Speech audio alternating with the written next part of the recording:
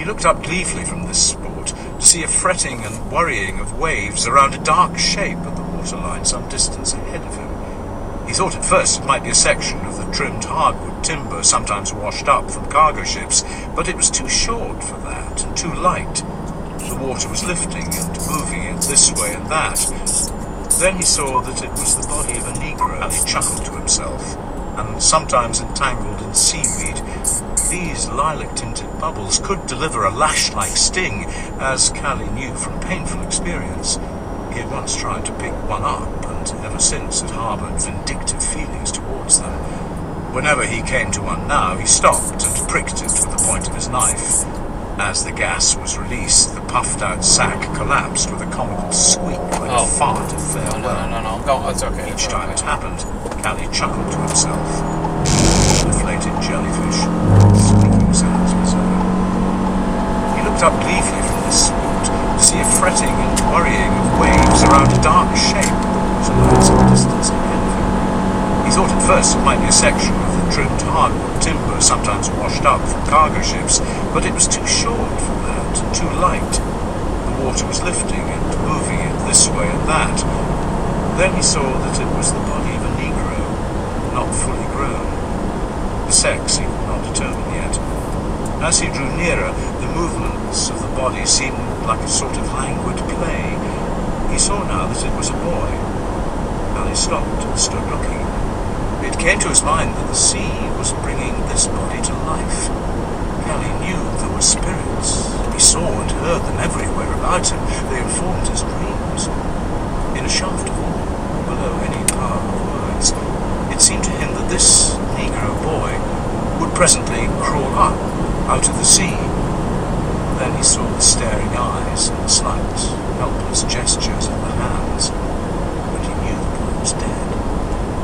He went forward and drew the body out of the water and laid it higher up on the beach. The boy was perhaps 10 or 11 years old, and his body was whole. He had escaped sharks in the deep water, and crabs in the shallows, and the vultures that would have found him soon. He was emaciated. His cage of ribs was clearly visible beneath the skin, the collarbone like a halter on him. There was a brand mark on his chest, on the right side, above the nipple. The scar was red, still new.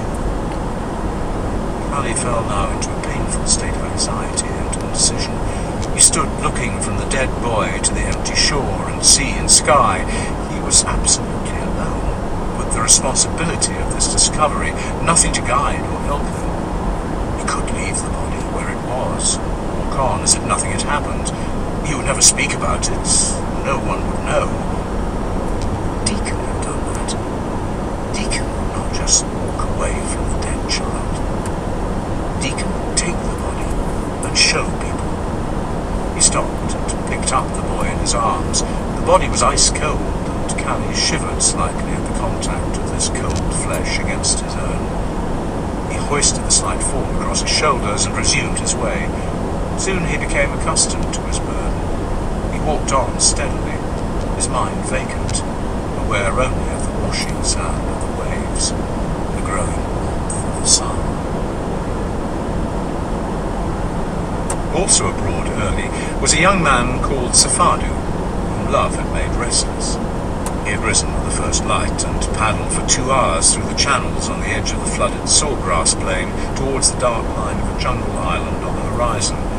The water levels had begun to sink, but he often hunted here for duck and quail, and he knew the floodlands well. He had been born in the Bolilands of Sierra Leone, a region not much different, flooded in the rainy season and dry in winter.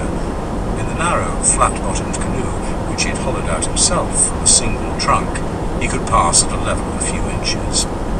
The tall grass grew close.